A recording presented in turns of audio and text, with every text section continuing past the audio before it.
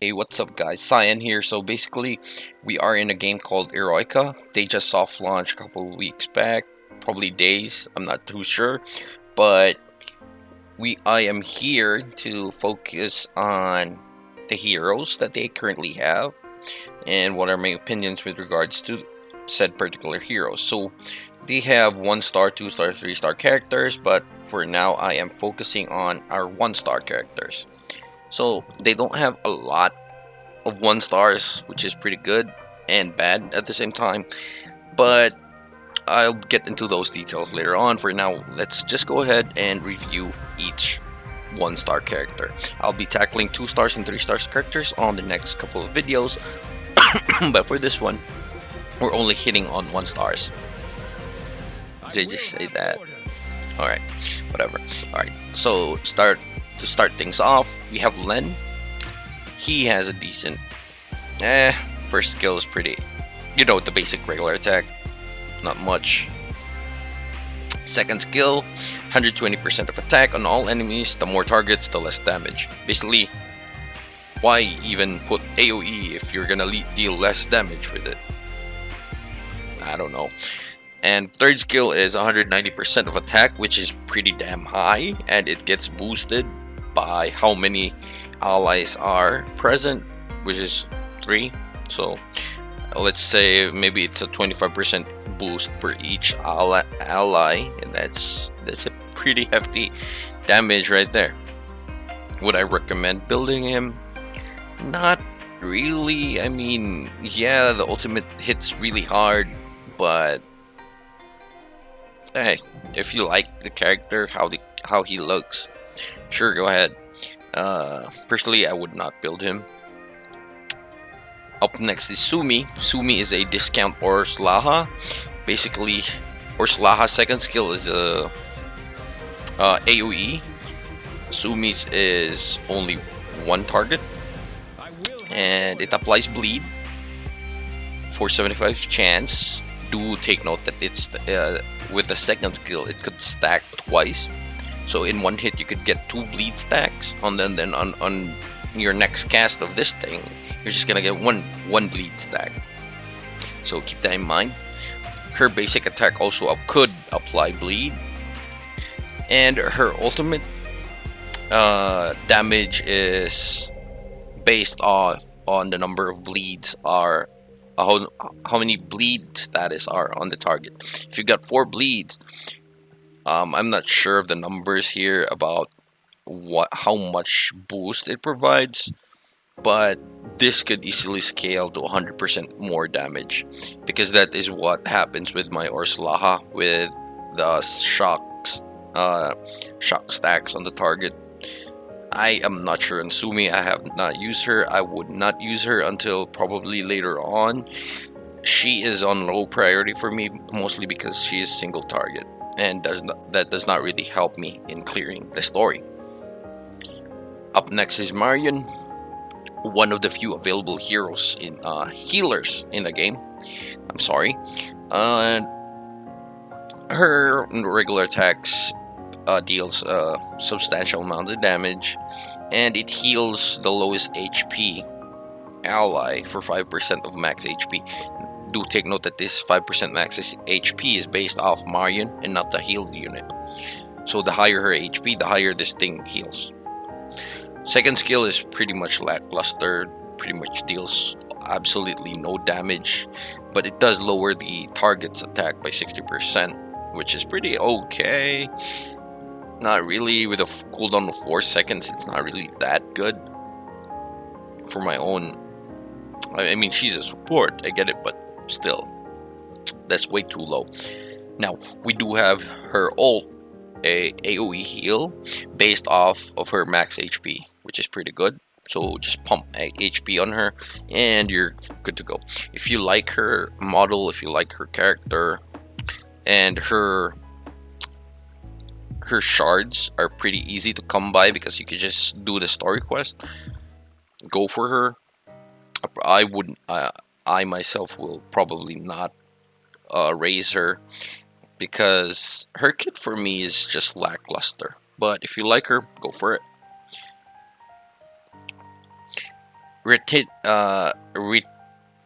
Retinya. How the hell do you say her name? So she's a support mage. Basically, her second skill increases crit damage for all allies for 1 turn. Take in mind 1 turn. This do take in mind though that this could be increased as the skill levels up. I do not have. I'm not sure if that's the case. Hopefully it is, but taking note is only increased for 1 turn, and it increases the turn gauge by 5%. So basically, you increase your team's attack because the gauge system is basically how fast you can attack. So if you increase it, I guess your turn comes in faster. And her ultimate is 150% attack on a single target and lowers their crit dodge rate. So basically, you have a higher chance of landing a hit. I mean, landing a crit on that target. And it lasts for 2 turns. So keep in mind, this thing lasts for 2 turns, and this thing lasts for 1 turn. So you have to hit the enemy first with this. Afterwards, you buff yourself with this, and then so your allies could abuse this crit dodge rate debuff if it latches. Is she fine? I would not recommend building her on. She offers nothing in terms of clearing stages. She probably could boost damage later on, but right as for early mid game, no, I would not build her. Okay, Sei. We do have Sei, our main character. Normal attacks have a chance to CC, which is not bad at all. 25% chance. This percent could go higher as you level up the skill, which can be seen here. On level 2 does not increase, but I think it goes up to probably 30-40% if maxed out. Now his second skill is increased to his own defense by 70%, which is great. Don't get me wrong, that's a 70% increase in def. Sad part is it's only it's on his own, only him, and he has no taunt abilities, so it's kind of wasted unless they start really attacking him for some reason. And his third skill is a AoE shield for everybody, which is probably 25% of HP, not 20%, and it lasts for 2 turns. It's not bad, but depending on how hard the content will be later on in the stages, Sei might become viable. But for me, only having it on the team so that I could just shield everybody is kind of detrimental. It doesn't really help me much. Well, yeah, it lets me take hits more, but still, such a waste of a spot. That's my own personal opinion on him. I will probably raise him later for probably harder difficulty content, but right now he's gonna be on the sideline for me. Next up is Lisa. Lisa. Not the one from Genshin Impact, sadly, but we could still go ahead and look into her skills. So first skill is 70% chance to taunt the target, which is good. They're gonna be forced to attack you. That's damn good. Next up is 120% of attack on a target, and again they get taunted. So they're gonna keep attacking you, and you have the counter attack state or stance or whatever for 2 turns, in which case they hit you, you hit them back, and pretty much that's extra damage on your part. And she's the only one taking the damage too, unless it's an AoE attack, of course. And counter attack up to 2 times. This means that if 3 monsters attack her, only she's gonna attack back twice only. She's not gonna attack the 3rd monster. So finish attack, 3rd skill. deals 160% of attack on a single target and lowers its attack by 60%. Remember Marion? Yeah, with 80% chance for one turn. So it does not really taunt the target, but it does lower the attack, where you could like I don't know, just juggle between counter attack and challenge to duel, and just sneak this in whenever it's off cooldown. It's not necessarily required, because if you're using her, you want to keep taunting the enemy to only attack you and not attack your the rest of the team. So sneak this in every now and then, just to lower the damage output, but it's not really necessary. She is really good in terms of boss fights. I believe she will be one of the main best boss fight character in the game. Okay, so we're back to Lenn. We should not be. Actually, that's it. Oh, no. We do have Chloe. We do have Chloe with us. Give me a moment. I would have to go into...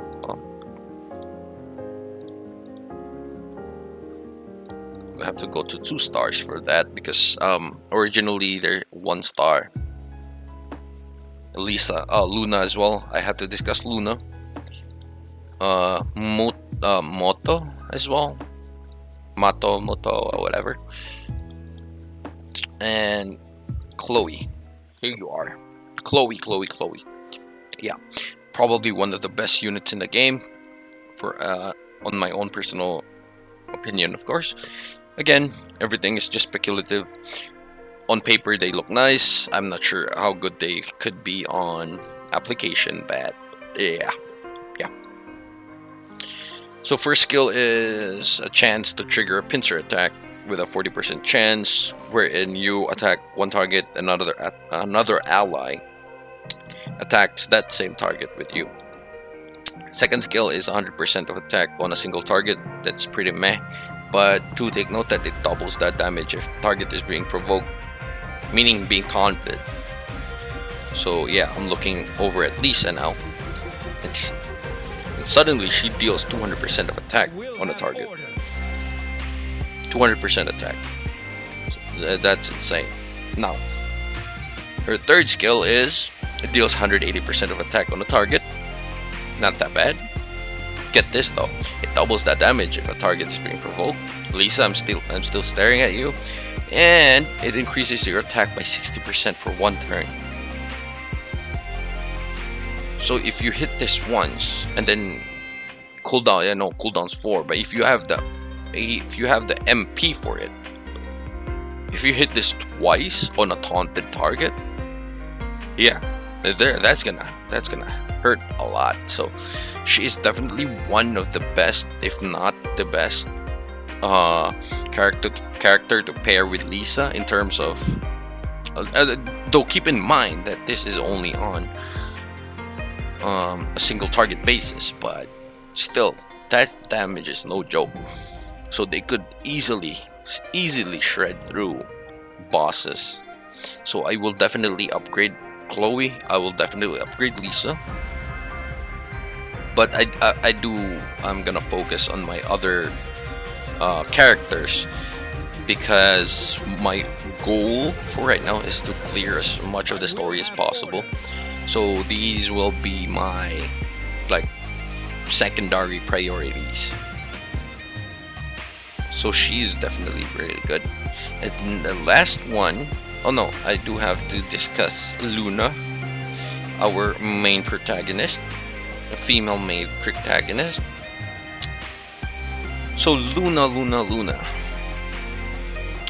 She is kinda decent in terms of damage potential.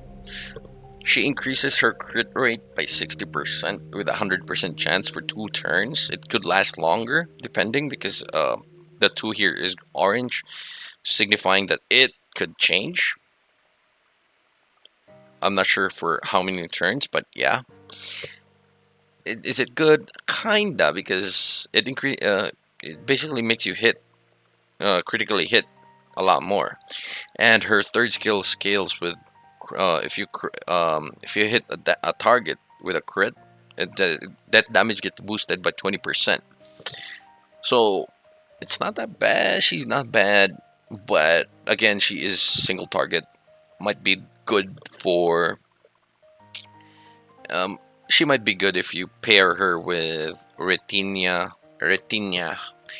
and Lisa and Chloe for boss runs. But then again, if you do that, you have no healer. It's not that good. But yeah, so that's Luna. The last 1 star I have is the one that I've been focusing on for my own healer.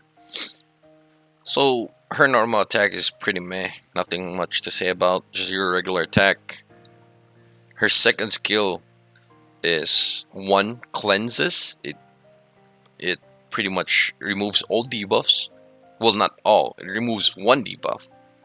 Then then again, that's really good, and I believe it goes up to two depending if I level it up more, and it grants immunity to debuffs for 2 turns as well. It heals ally for 30% of max HP based on Muto's HP, not the healed target. So that's 30% over 2 turns. They get healed 1, 2, 3 times at best, 2 or 3. I don't know. And lastly is her healing skill. Heals 18% of max HP and removes 2 debuffs to all allies. So she is basically a better version of Marion because of the cleanses, at least. Aside from that, I don't think any other healer could come close to her. So she's definitely my top pick for a healer.